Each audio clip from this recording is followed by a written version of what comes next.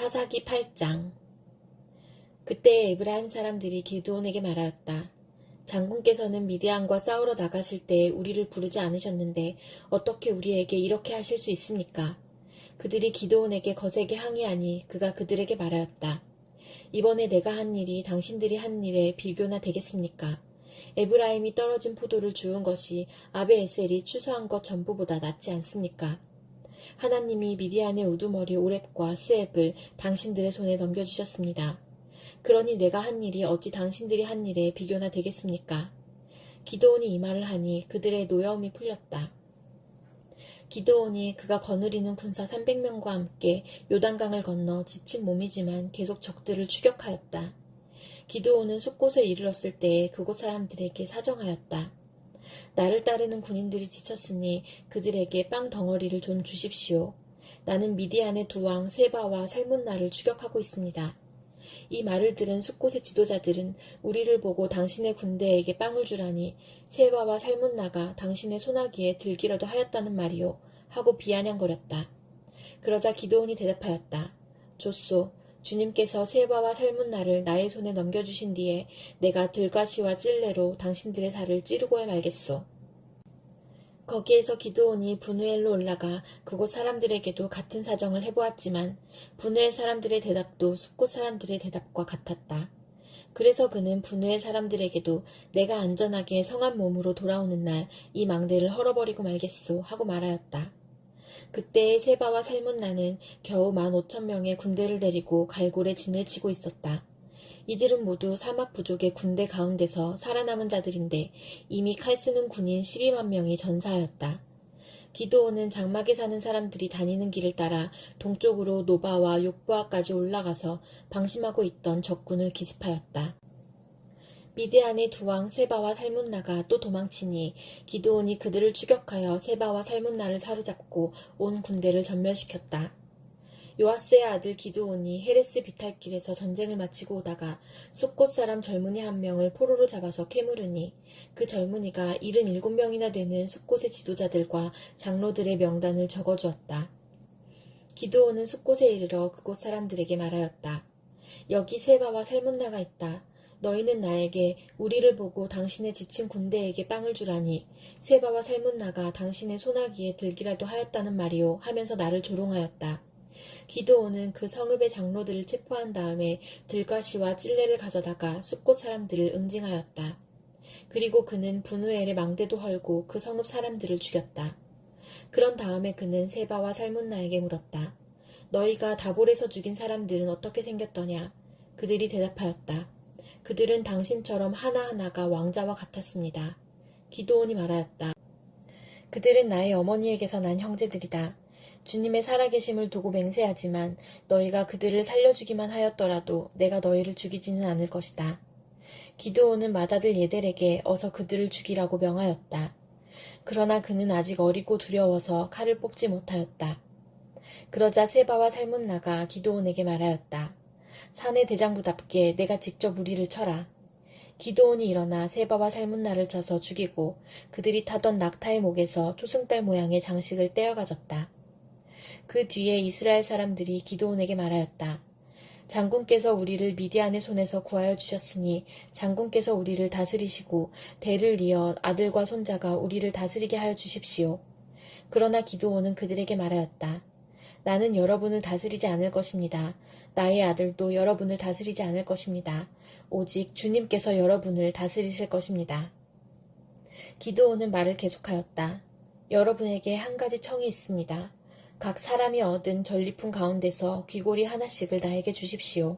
미디안군은 이스마엘 사람들이므로 모두 금귀고리를 달고 있었다. 그들은 기꺼이 드리겠습니다 하고 말하면서 겉옷을 펴고 저마다 전리품 가운데서 귀고리 하나씩을 거기에 던졌다. 그의 요청으로 들어온 금 귀고리의 무게가 금 1700세겔이나 되었다. 그 밖에도 초승달 모양의 장식품과 폐물들, 미디안 왕들이 입었던 자주색 옷과 낙타 목에 둘렀던 사슬이 있었다. 기드온은 이것들을 가지고 에봇 하나를 만들어 자기가 사는 오브라 성읍에 두었다. 그러자 온 이스라엘이 그곳에서 그것을 음란하게 섬겨서 그것이 기드온과 그 집안의 올가미가 되었다. 이와 같이 하여 미디안은 이스라엘 사람에게 복종하게 되었고 다시는 고개를 들지 못하였다. 기드온이 사는 40년 동안 그 땅은 전쟁이 없이 평온하였다.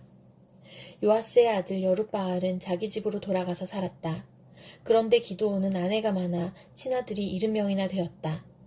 또 세겜에 있는 첩과의 사이에서 아들이 하나 태어났는데 그 아들에게는 아비멜렉이라는 이름을 지어주었다. 요아스의 아들 기드온은 나이가 많을 때까지 잘 살다가 죽어서 아비에셀 사람의 땅 오브라에 있는 그의 아버지 요아스의 무덤에 묻혔다. 기드온이 죽으니 이스라엘 자손이 다시 바알들을 음란하게 섬기고 바알 브릿을 자기들의 신으로 삼았다. 이스라엘 자손은 주위의 모든 적으로부터 자기들을 건져내신 주 하나님을 기억하지 않았다. 또 여룻바알이라고도 하는 기드온이 이스라엘에게 선을 베풀었지만 아무도 그 가족에게 은혜를 갚지 않았다. 사도행전 12장. 이 무렵에 헤롯 왕이 손을 뻗쳐서 교회에 속한 몇몇 사람을 해하였다. 그는 먼저 요한과 형제가 아닌 야고보를 칼로 죽였다. 헤롯은 유대 사람들이 이 일을 기뻐하는 것을 보고 이제는 베드로까지 잡으려고 하였다. 때는 무교절 기간이었다. 그는 베드로도 잡아서 감옥에 가두고 4명으로 짠 경비병 4패에게 맡겨서 지키게 하였다. 유월절이 지나면 백성들 앞에 그를 끌어낼 속셈이었다. 이렇게 되어서 베드로가 감옥에 갇히고 교회는 그를 위하여 하나님께 간절히 기도하였다. 헤롯이 베드로를 백성들 앞에 끌어내기로 한 그 전날 밤이었다. 베드로는 두 쇠사슬에 묶여 군인 2사람 틈에서 잠들어 있었고 문 앞에는 파수꾼들이 감옥을 지키고 있었다. 그런데 갑자기 주님의 천사가 나타나고 감방에 빛이 환히 비치었다. 천사가 베드로의 옆구리를 쳐서 깨우고 말하기를 빨리 일어서라 하였다. 그러자 쇠사슬이 그의 2 손목에서 풀렸다. 천사가 베드로에게 띠를 띠고 신을 신어라 하고 말하니 베드로가 그대로 하였다. 또 천사가 그에게 겉옷을 두르고 나를 따라오너라 하니 베드로가 감방에서 나와서 천사를 따라갔다. 베드로는 천사가 하는 일이 참인 줄 모르고 자기가 환상을 보고 있는 것이라고 생각하였다.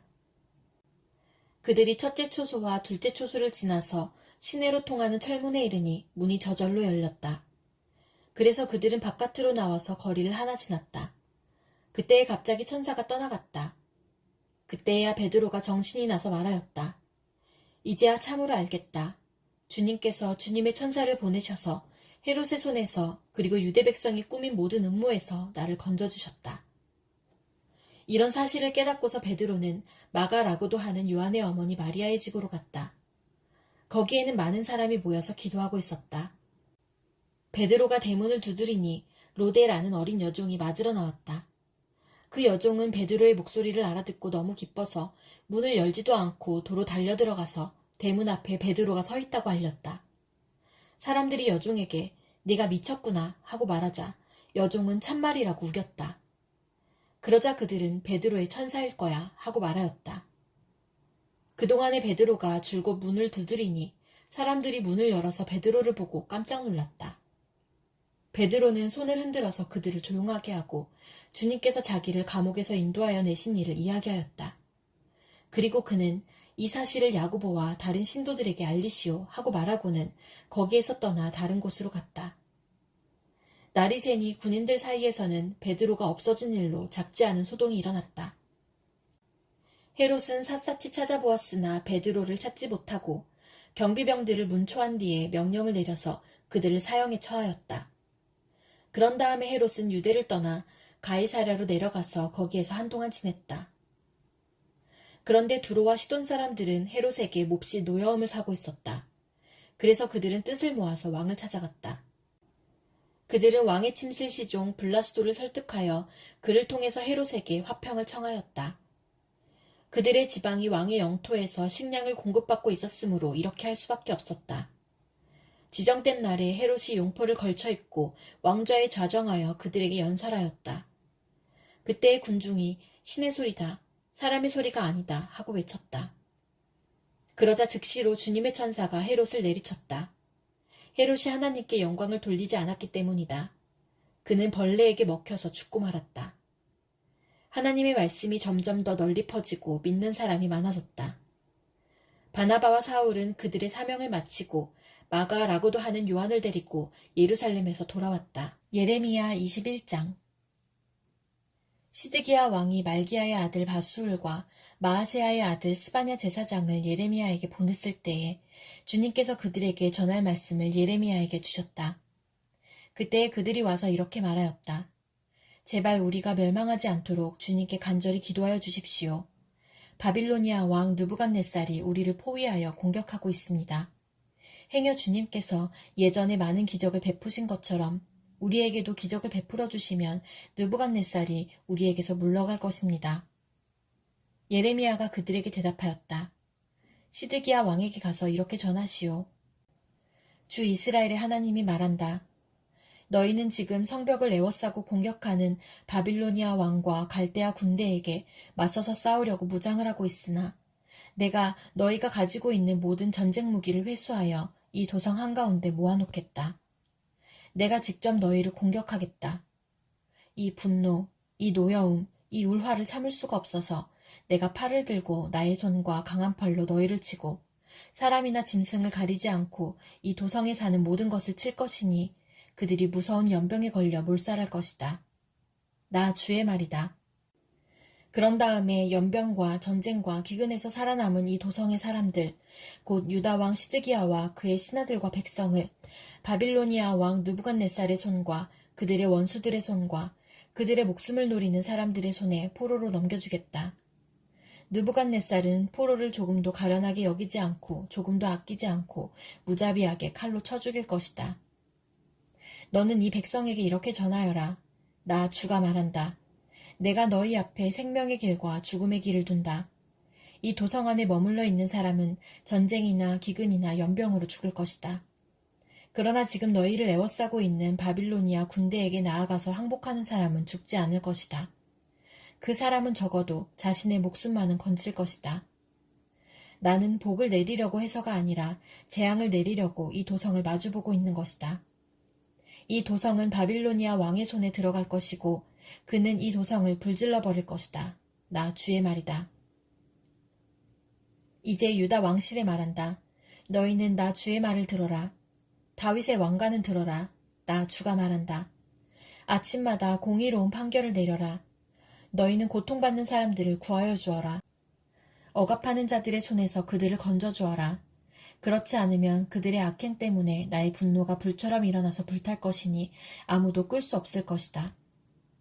골짜기로 둘러싸인 우뚝 솟은 바위산에서 사는 자들아, 우리를 습격할 자가 누구며 우리가 숨은 곳에까지 쳐들어올 자가 누구냐 한다마는 이제 내가 너희를 치겠다. 나 주의 말이다. 나는 너희의 행실에 따라 너희를 벌하겠다. 나 주의 말이다. 내가 바로 예루살렘의 숲에 불을 질러 그 주변까지 다 태워버리겠다. 마가복음 7장. 바리새파 사람들과 예루살렘에서 내려온 율법학자 몇 사람이 예수께로 몰려왔다.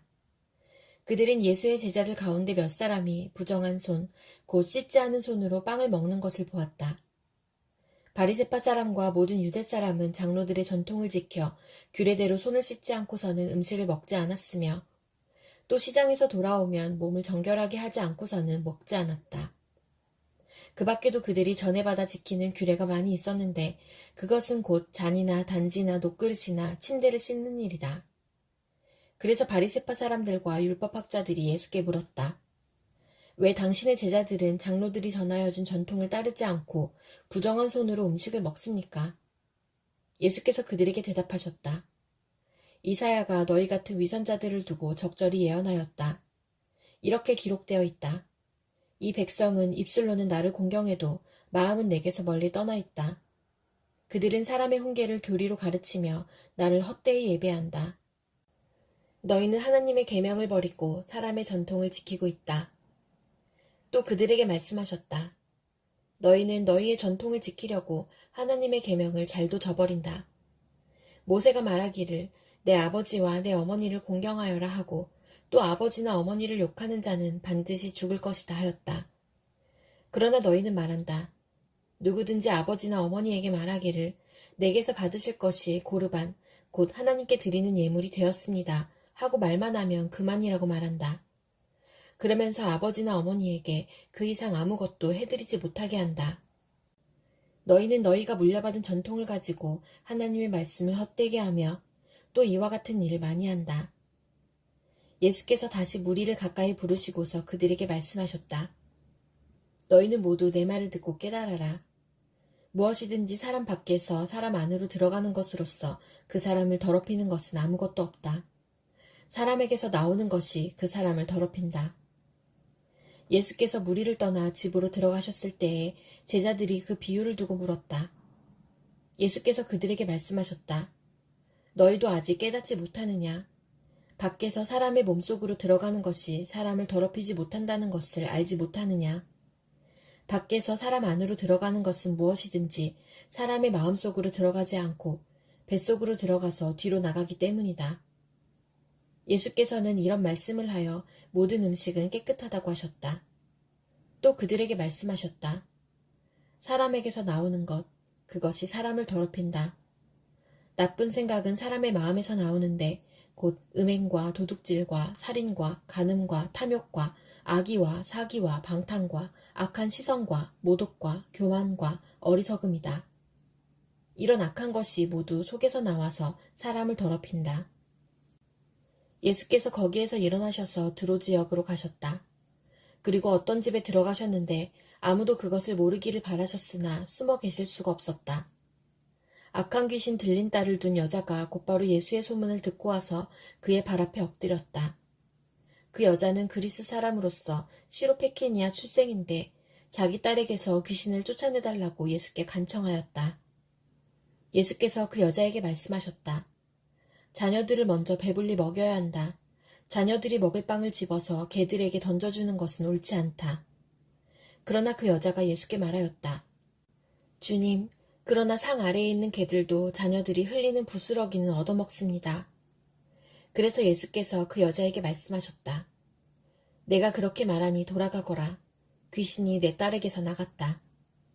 그 여자가 집에 돌아가서 보니 아이는 침대에 누워있고 귀신은 이미 나가고 없었다. 예수께서 다시 두로 지역을 떠나 시돈을 거쳐서 데가볼리 지역 가운데를 지나 갈릴리 바다에 오셨다. 그런데 사람들이 귀먹고 말 더듬는 사람을 예수께 데리고 와서 손을 얹어주시기를 간청하였다. 예수께서 그를 무리로부터 따로 데려가서 손가락을 그의 귀에 넣고 침을 뱉어서 그의 혀에 손을 대셨다. 그리고 하늘을 우러러보시고서 탄식하시고 그에게 말씀하시기를 에바다 하셨다. 그것은 열리라는 뜻이다. 그러자 곧 그의 귀가 열리고 혀가 풀려서 말을 똑바로 하였다. 예수께서 이 일을 아무에게도 말하지 말라고 그들에게 명하셨으나 말리면 말릴수록 그들은 더욱더 널리 퍼뜨렸다. 사람들이 몹시 놀라서 말하였다. 그가 하시는 일은 모두 훌륭하다. 듣지 못하는 사람도 듣게 하시고 말 못하는 사람도 말하게 하신다.